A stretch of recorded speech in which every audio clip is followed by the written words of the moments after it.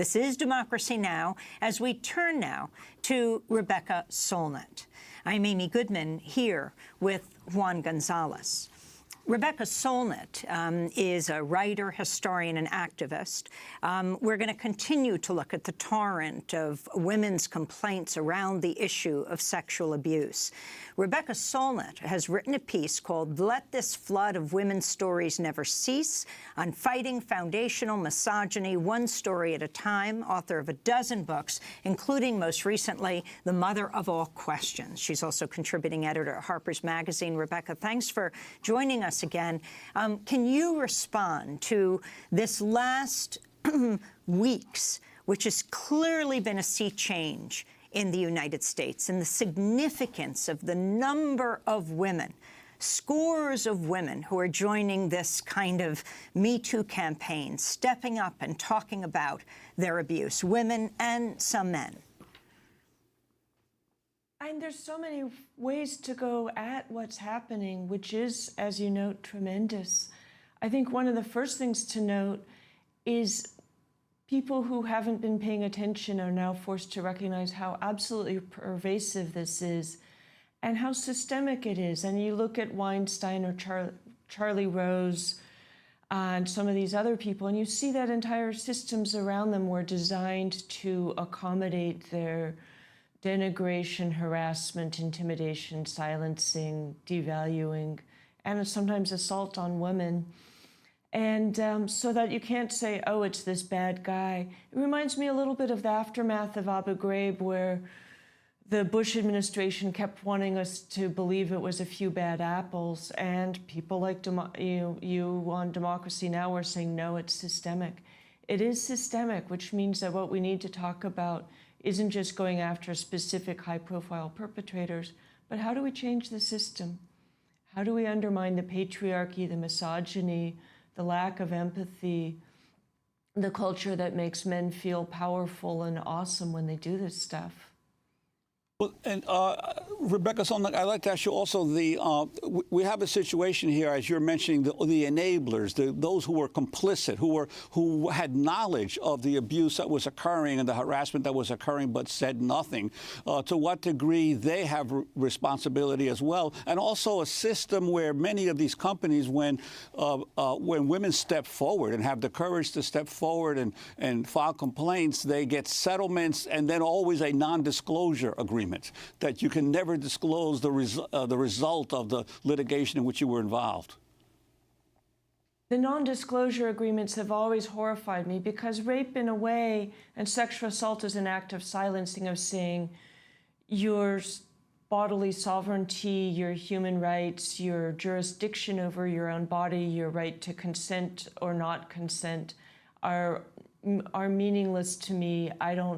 You have no value as a human being to me. So it's an act of silencing, and then when it's followed by other acts of silencing, whether it's blaming and shaming the victim, refusing to believe her, or sometimes him, or saying like, oh, we recognize what happened and we're going to give you money to compensate. But when it comes with these non-disclosure agreements, it is just another round of silencing, and the whole process is part of this systemic silencing. It's been really interesting seeing a number of women say, I don't care what I signed, I'm going to violate the agreement because it's so important to me to talk about what happened, to speak up for other women, to speak up for justice, to speak up for change. So can you talk about this moment, this movement, this outpouring, what you call for this flood to continue? In a way, I hope it doesn't continue. And of course, this is my editor's title, as it so often is, because I hope at some point sexual harassment, the denigration and exclusion and silencing of women becomes something really rare and exceptional rather than quotidian and pervasive. But I always say diagnosis is the beginning of addressing an illness, and this is really getting people to diagnose that we have something that's broad and deep and impacts women's lives. And, of course, feminists have been saying this for decades, but we're getting it recognized, and recognized as a crisis. So I hope it doesn't continue, and I hope we look at it systemically. One of the things some of these women are saying, and that I'm feeling so strongly in this, is how many voices have we lost? How many women left their positions, didn't advance in their careers, were too traumatized to go on, were devalued in front of their fellow employees in ways that made it impossible for them to do their job the way they should have been.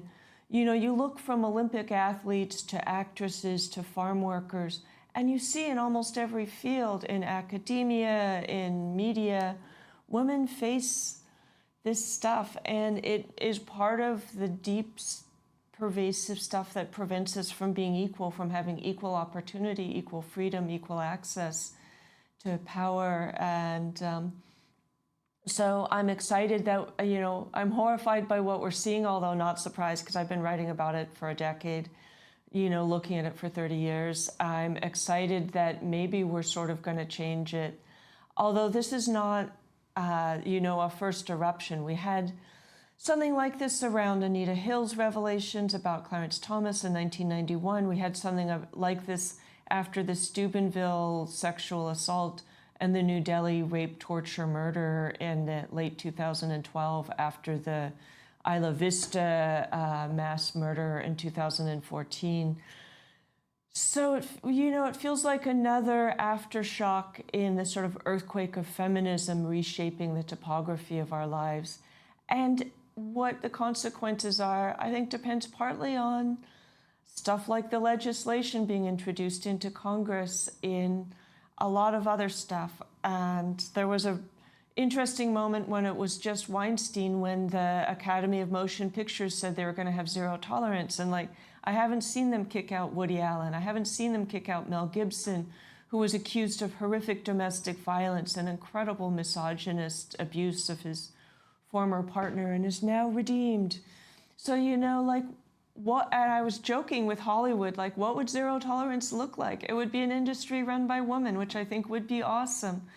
Because another piece of this is, you look at people like Charlie Rose, you look at some of the male harassers who've recently been, Mark Halperin, who've recently been sort of exposed, and you see that, you know, our Hollywood stories, our music, our news is shaped by misogynists who hate women and denigrate them routinely as one of their rights.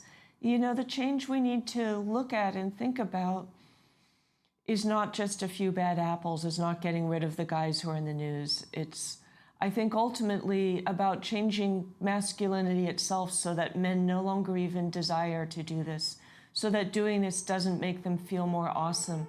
Somebody who's admired by other men, somebody who feels powerful for, you know, being a creep, being somebody who masturbates in front of their fellow comedians, being an assailant. Well, Rebecca Solnit, thanks so much for being with us. Writer, historian, activist. Her latest piece headlined, "Let This Flood of Women's Stories Never Cease." We will link to it at democracynow.org. This is Democracy Now! When we come back, is the Trump administration attempting to get rid of net neutrality? Is a vote actually about to take place? And we'll look at 60,000 Haitians and what they face, with President Trump announcing, the Trump administration announcing, the end of TPS, temporary protected status for Haitians in the United States. Stay with us.